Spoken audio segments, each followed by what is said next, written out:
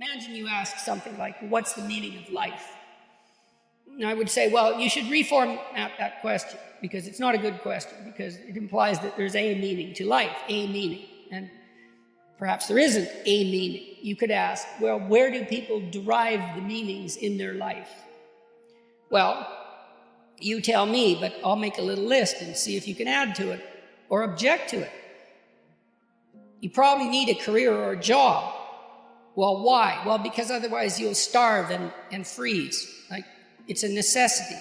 You have to generate enough to protect you from the elements, let's say, to protect you from privation. That's not a consequence of capitalism or anything foolish like that. It's a consequence of hunger and the need for shelter. Capitalism is an attempt to address that, not to cause it. And you could argue that another system might do it better, but even if you did argue that, you can't lay the necessity at the feet of capitalism.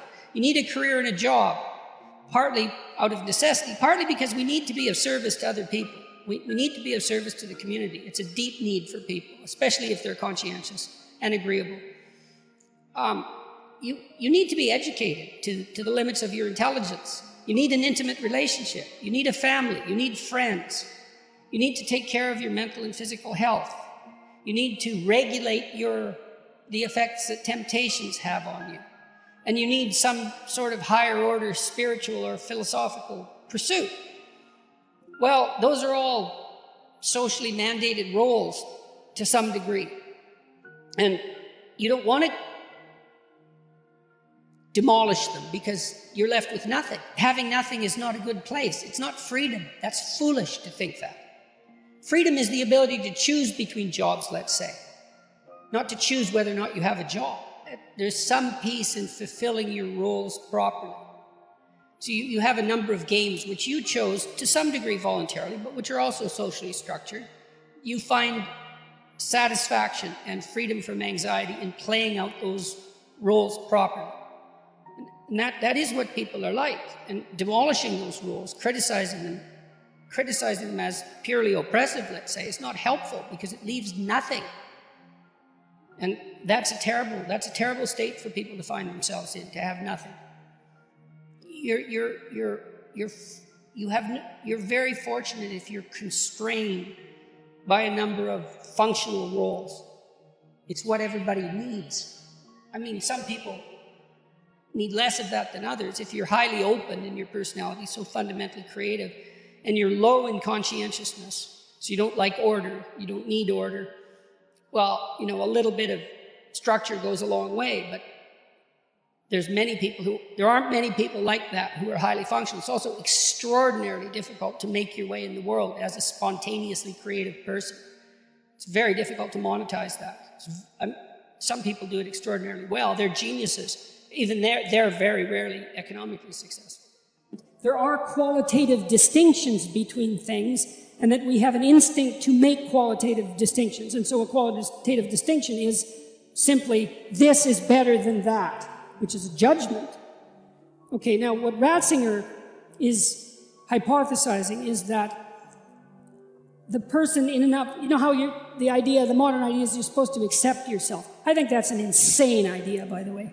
Really, I can't think of a more nihilistic idea than that you're already okay. It's like, no, you're not. And the reason you're not is because you could be way more than you are. So what do you want to be? You want to be okay as you are? Or do you want to strive towards what's better? You could make qualitative distinctions, and there really was a difference between good things and bad things, or great things and evil things. It gives you direction.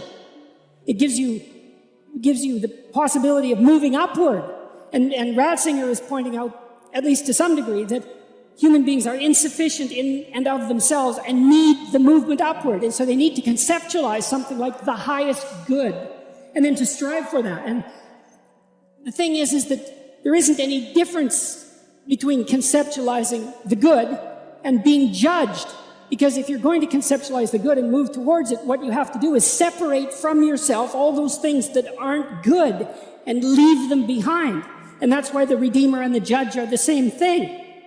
And one of the things that's really appalling, I think, about our modern world is that we're rejecting the notion of qualitative distinctions. You say, well, we don't want to hurt anybody's feelings by saying that one thing is better than another.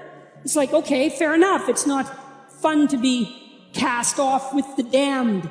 That's for sure. But if people are, in fact, insufficient in their present condition, which seems to be the case, I mean, try finding someone who isn't, then if you deny the possibility of qualitative distinction because you want to promote a radical egalitarianism, then you remove the possibility of redemption because there's no movement towards the good.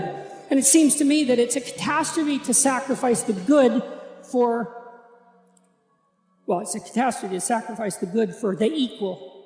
Because for us to be equal would mean, as far as I can tell, that we would all be equally unredeemed and miserable. God was viewed to rule being with two hands, the right hand and the left hand, and the right hand was justice. And that was, you're going to get what's coming to you. But the left hand was mercy. And the idea essentially was that the cosmos could not exist without the proper combination of justice and mercy. You should get what's coming to you. But people are fallible and they make mistakes. And so it's reasonable to apply that to yourself. You know, there's an idea that's been developed by psychologists over the last few decades that people are basically narcissistic and that they generally feel that they're better at most things than other people.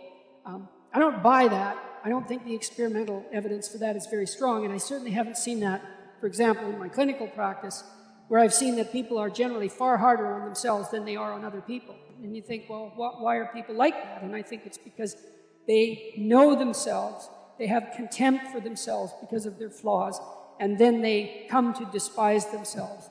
And I think that's a big mistake. That's too much justice and not enough mercy. And, you know, Jung wrote about the biblical injunction that you should treat your neighbor as if he were yourself, essentially.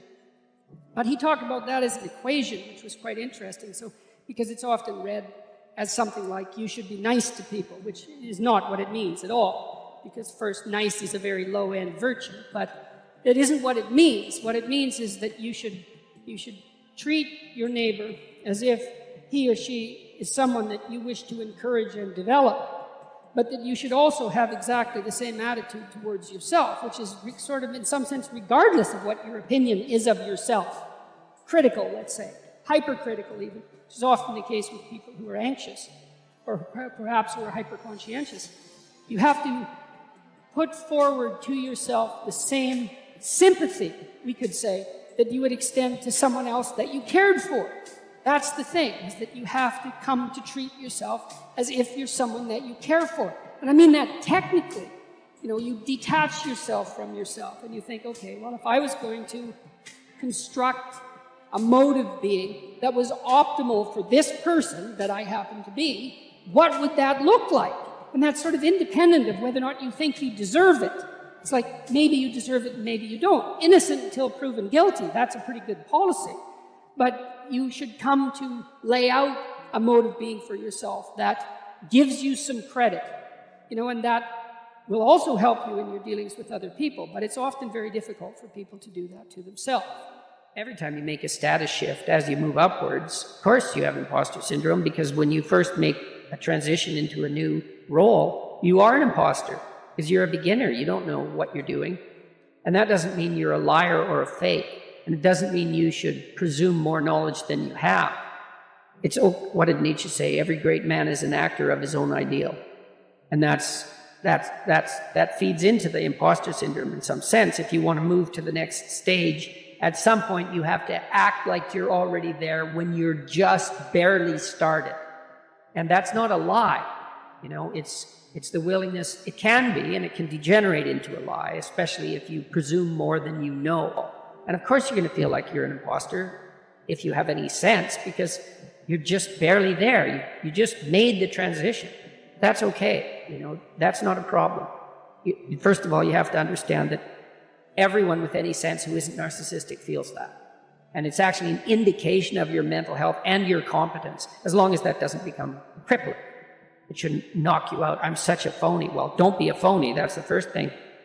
If you're dealing with competent people and you admit your ignorance, the competent people never judge you harshly for that, as long as you've been paying attention.